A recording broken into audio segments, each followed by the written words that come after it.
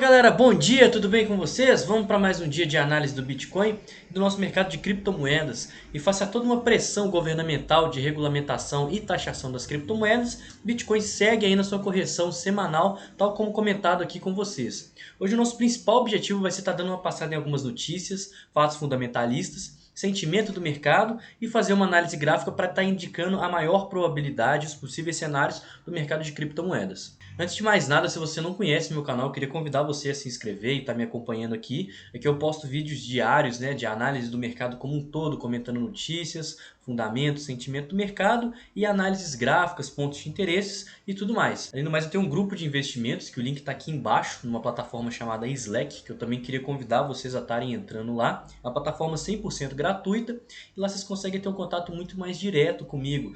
Lá eu dou sequência nas análises que eu posto aqui durante a manhã no YouTube, além de comentar sobre altcoins, possíveis oportunidades e o mercado tradicional como um todo. Lá a gente fala de ações, lá a gente fala de stocks, fala sobre ETFs, índices e tudo desse mercado de investimentos doido aí que a gente está vendo. Sem grandes delongas, que a gente tem bastante coisa para falar hoje. Logo de cara a gente consegue ver essa notícia. Olha só que legal, tem um estudo que apontou que mais de 40% das pessoas do mundo, elas acreditam mais no Bitcoin do que na sua própria moeda, Então olha só, significa que as pessoas elas estão começando a ter uma aceitação e começando a entender realmente o porquê do Bitcoin, qual o propósito dele, Eu tava dando uma lida aqui na notícia e galera, de certa forma, você pensar que quase que metade da população global acredita no Bitcoin é uma coisa, assim, absurda, Ainda mais se a gente olhar aí um histórico de 1, 2 anos, 3 anos atrás, onde as pessoas não sabiam o que era Bitcoin, achavam que era bolha. E agora a gente tá tendo, um bull market, de certa forma falando, rompimento de topo histórico e tudo mais, instituições entrando para dentro do Bitcoin. A gente tem o Elon Musk, um dos caras mais ricos do mundo, se não o mais rico. Diversas empresas, ATMs em saque. Então foi um baita avanço para o mercado de criptomoedas, As pessoas estão realmente começando a pesquisar sobre o Bitcoin, estudar sobre o Bitcoin e todo o mercado, descentralização e tudo mais. E olha que legal, além do mais, quase que metade das pessoas que responderam a essa pesquisa, elas holdam Bitcoin, então elas têm Bitcoin na sua carteira. E o mais legal desse número é porque não é a metade que tem Bitcoin, mas sim a metade que não holda Bitcoin acreditar no Bitcoin mais do que a sua própria moeda do país. Isso explica toda a questão comentada ontem, eu vou deixar um card aqui em cima que a gente falou bastante desse ponto aí, sobre a descentralização, a importância da descentralização e a pressão governamental em taxação e regulamentação de criptomoedas. Antes de analisar de fato também o mercado, eu queria estar dando uma passada nesse indicador aqui, que é uma média móvel aqui de 2 anos multiplicada. Esse é um gráfico, uma projeção que eles fazem para o Bitcoin, que tem duas médias, uma média aqui em cima que é a média vermelha, e embaixo tem a média verde. E no meio aqui em branco a gente tem o preço do Bitcoin. Isso aqui é todo o histórico do Bitcoin, se vocês olharem aqui desde lá de 2010. E galera, olha só que legal, de forma majoritária durante todas as bull runs, todas as vezes que o Bitcoin superou essa média vermelha aqui, olha só, esse ponto indicou um topo, A gente viu um topo aqui, a gente viu um topo.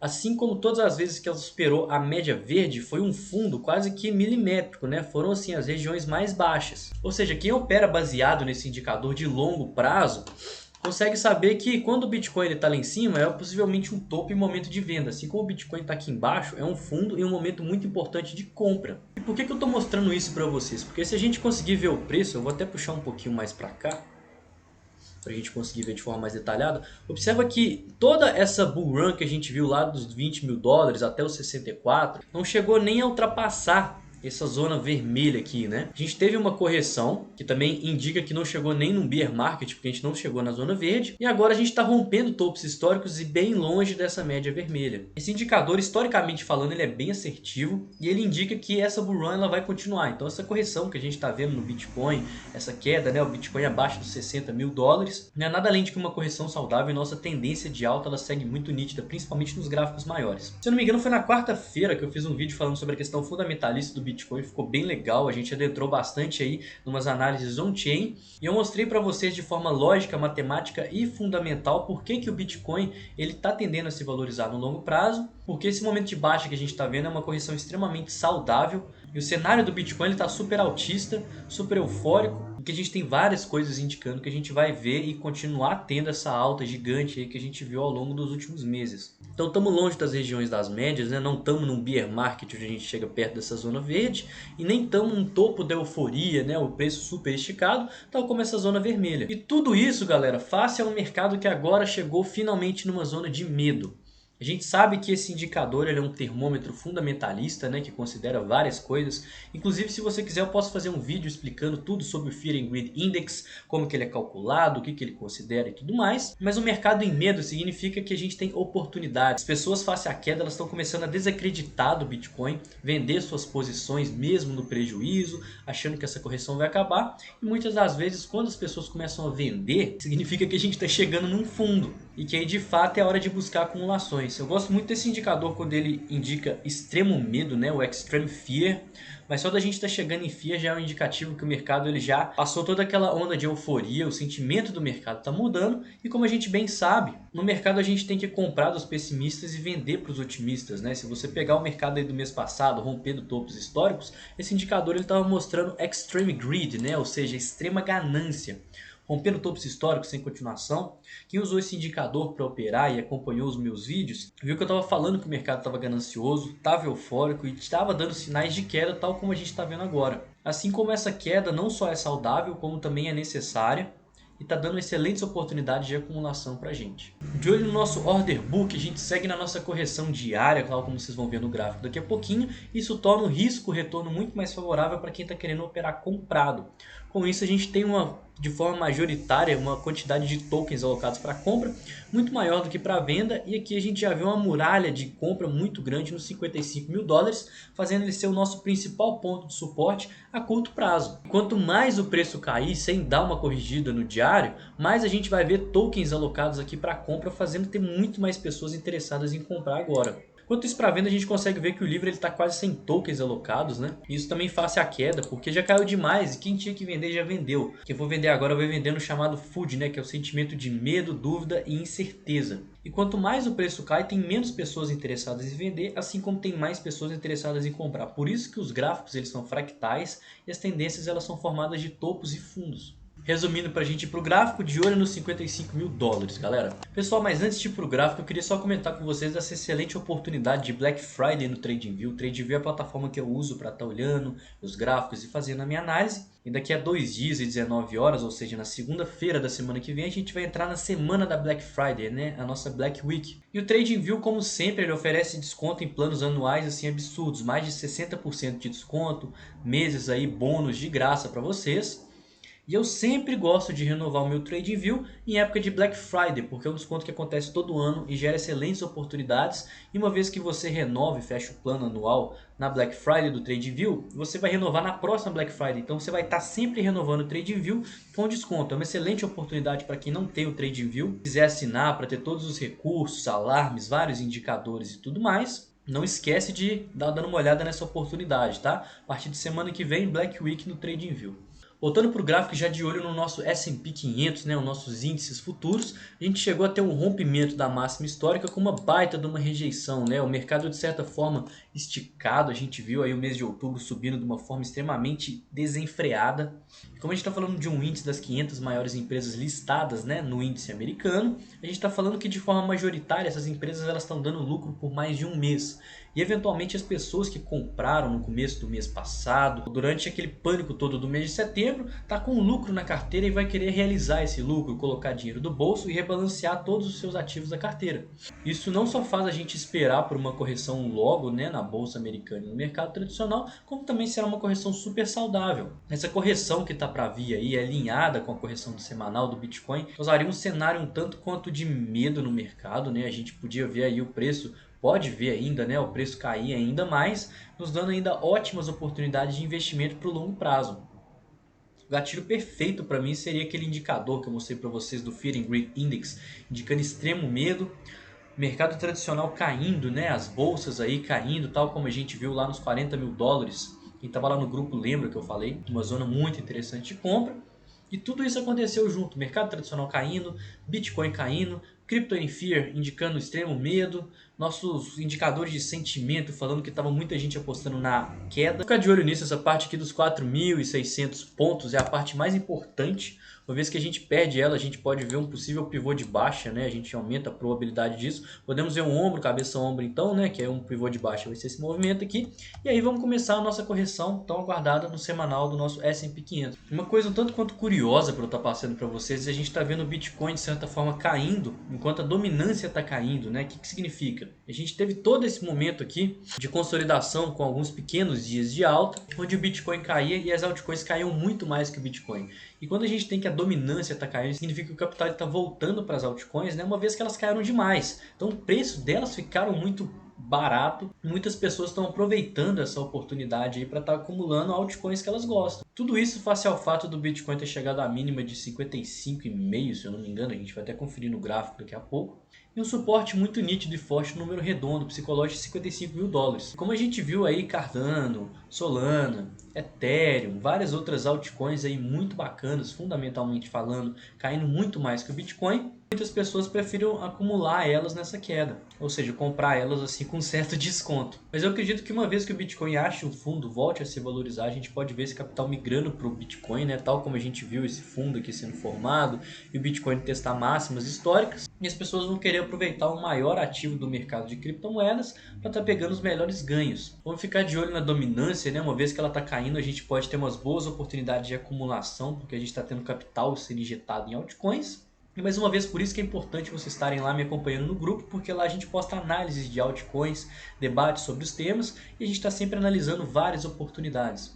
Logo de cara aqui no nosso Bitcoin, né, no nosso gráfico diário, a gente tem uma tendência muito nítida de baixa, né? Ou seja, a gente está fazendo topos e fundos cada vez menores e quanto maior essa perna aqui, maior a probabilidade de formação de um topo descendente. Não consigo dar 100% de certeza, mas gente, é 99% de certeza que vai formar um topo descendente aqui. Vai ser nesse topo descendente que eu vou desfazer de algumas das minhas posições que eu estou acumulando nessa queda. A gente está afastado da região das médias, a gente tem uma pernada de baixa com volume decrescente. Mas ainda assim, enquanto a gente manter uma tendência muito nítida de baixa aqui no gráfico de 4 horas, utilizando a região das médias aqui como principal ponto de resistência, juntamente a fundos prévios aqui, e as médias estarem cruzadas para baixo, ou seja, a média de mais curto período está abaixo da média de mais longo período, eu uso as EMAs 12 e 26, né? A 12 é azul, a 26 é vermelha, a gente vai ver aí os ursos no comando total. A gente tem uma possível divergência de alta tipo C, tá galera? Ou seja, a gente pegar essa mínima com essa mínima, enquanto o RSI ele está fazendo aqui as mínimas mais ou menos aqui, temos uma possível divergência de alta e vamos ver como que isso pode impactar no preço, né? Divergência tipo C geralmente não costuma causar grandes impactos, né? Temos a tipo A, onde os fundos estão caindo e aqui os fundos estão subindo. Temos a tipo B, onde os fundos do RSI estão subindo, mas os fundos aqui do gráfico eles estão no mesmo nível. E por último a tipo C, onde os fundos do gráfico estão caindo e o fundo do RSI está no mesmo nível. Essa é uma divergência que não costuma causar tanto impacto, né? Simplesmente um reflexo desse cenário de medo que a gente está vendo o preço cair, as pessoas comprando, sendo liquidadas, tomando stops e tudo mais. Nosso curtíssimo prazo, né? O gráfico de 1 hora já fizemos aqui um pivô de alta ainda sem entrar um volume considerável, né? O volume de certa forma abaixo da média. Mas é o primeiro gatilho para a gente ir e poder romper a região das médias no 4 horas, né? Os touros eles querem aqui ter um volume de compra ascendente à medida que o preço for subindo, que demonstra um certo otimismo para reversão de tendência. Uma vez que a gente reverte a tendência aqui no gráfico de 4 horas, aí significa que a gente de fato achou um fundo e vamos buscar pelo aquele topo descendente no diário que eu venho comentando com vocês. E com isso tudo a gente está buscando um fundo, né, no semanal. Nosso último fundo ascendente de forma saudável foi a região dos 40 mil dólares. E o ideal é a gente ver esse fundo aqui ele ser formado com um volume decrescente e essa pernada de alta aqui ela acontecer com o volume acrescente, né? Ou seja, o volume subindo à medida que o preço sobe. Isso seria um reflexo das pessoas querendo acumular Bitcoin. E à medida que o preço sobe, tem mais gente querendo comprar para romper o topo histórico de forma saudável. Olhando os nossos indicadores de sentimento, a gente segue muito alto no long short ratio, tá? Ainda tem muitas pessoas aqui que estão acreditando na alta. Nosso long short ratio atualmente está no nível de 4, ou seja, tem 4 compradores para cada vendedor. 4 pessoas acreditando na alta contra uma acreditando na baixa. Isso resulta em que, um eventual rompimento para baixo, vão ter muito mais pessoas sendo liquidadas. porque está todo mundo comprado, acreditando na alta, usando alavancagem. Isso faz com que as nossas liquidações agregadas, né, ou seja, de todas as exchanges, quando fala agregado, elas fiquem muito mais pesadas quando o preço ele vai para baixo. Galera, sério, são milhões de dólares sendo liquidados. Não temos muito o que falar do nosso Open Interest, né? Geralmente quando ele costuma acompanhar aqui os movimentos do preço, significa que as pessoas elas estão tentando seguir a tendência de alguma forma. E o Open Interest é a quantidade de contratos que estão sendo abertos, né? Ou seja, independente de ser para long ou para short, é volatilidade. E isso face a um número grande de liquidações, né, significa que a gente está perdendo de certa forma volatilidade no mercado. A tendência é as liquidações elas começarem a diminuir aqui, porque as pessoas elas vão começar a ser liquidadas e aí vai parar de ter liquidações adoidadas. E logo as baleias elas vão parar de acumular porque não vai ter tanta gente assim para comprar o capital delas. E o primeiro sinal disso é o nosso long short rate começando a ficar aqui de acordo com o preço. E as pessoas começando a operar dentro dos movimentos gráficos e não contrários a ele. Assim que a gente tiver o long short rate de certa forma alinhado com o preço, né? O gráfico do long short rate, bem fiel aí ao gráfico do preço. Então como a gente consegue ver aqui movimentos de baixa, agora aqui movimentos de alta. E as liquidações diminuindo, a gente pode ver o nosso long short rate por último tendo uma queda. As pessoas começando a mudar o sentimento, parar de acreditar na alta e começar a adicionar liquidez em movimentos contrários. E a gente sabe que o long short rate ele sempre parte do pressuposto que a maioria está errada, né? Assim como também está todo mundo comprado, quem que vai comprar caso o preço subir, né? Se o preço ele já está baixo, está todo mundo comprado, se o preço subir mais não vai ter mais quem comprar. Por isso que o preço tende a continuar caindo. Assim como essas pessoas elas vão fechar a posição uma hora, isso vai fazer com que o preço caia mais ainda. Então eu vou ficar de olho nesses indicadores de sentimento, né? Principalmente para esse long short rate tá dando uma baixada, para eu estar entrando com posições mais pesadas aí com um pouquinho mais de confiança. Mas já temos aí o nosso Crypto Fear and Greed Index já indicando que o mercado está começando a ficar com medo. E por último, as nossas considerações finais, né? A gente está de fato agora entrando na buy zone que eu tanto comento para vocês. Galera, a buy zone é uma zona onde tem uma série de setups convergindo, né? Se a gente olhar aqui, a gente tem a nossa retração de Fibonacci indicando os níveis dos 56 até os 50 mil dólares, né? Que são as zonas de interesse e compra, de acumulação para a gente seguir a tendência. A gente tem a região das médias aqui que tende a segurar historicamente falando. Região de topos e fundos prévios, o volume decrescente. E por último, eu também vou ficar de olho, eu tenho esse indicador aqui que é o RSI Levels, que ele faz uma projeção de onde vai dar uma sobrevenda. Eu vou ficar de olho na sobrevenda do gráfico diário. A gente tem que a sobrevenda do gráfico diário ela tende a acontecer dentro da nossa buy zone.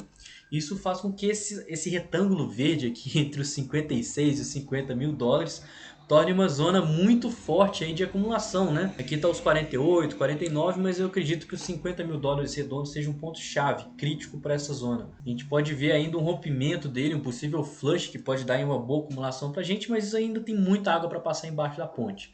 Mas estando dentro dessa buy zone, eu vou estar buscando aí algumas entradas, principalmente com pernada de baixo, momento de pânico e indicadores super extremos. E isso não é só mais do que necessário, como também é fundamental para o Bitcoin seguir a nossa tendência super saudável de alta, rompendo máximas históricas e começar aí o ano de 2022 atingindo patamares antes nunca negociados. Galera, o vídeo de hoje foi esse, eu espero que vocês tenham gostado. Quem não conhece o canal, bem-vindo, se inscreve aqui, deixa o like, comenta aqui embaixo para mim o que você achou desse vídeo. Se ficou alguma dúvida, crítica, sugestão, opinião, vamos trocar uma ideia, que eu posto vídeos diários, né, como eu falei lá no começo do vídeo, fazendo análise do mercado, comentando vários cenários, e eu dou continuidade no meu grupo, né, o link está aqui embaixo na plataforma que chama Slack. Lá a gente comenta de altcoins, do mercado tradicional, e vocês também conseguem ter um contato muito direto comigo lá. Então o convite está aí para vocês, eu espero todos vocês lá, e eu vou ficando por aqui. Tenham um ótimo final de semana, uma excelente sexta-feira e bons investimentos. Tamo junto, galera!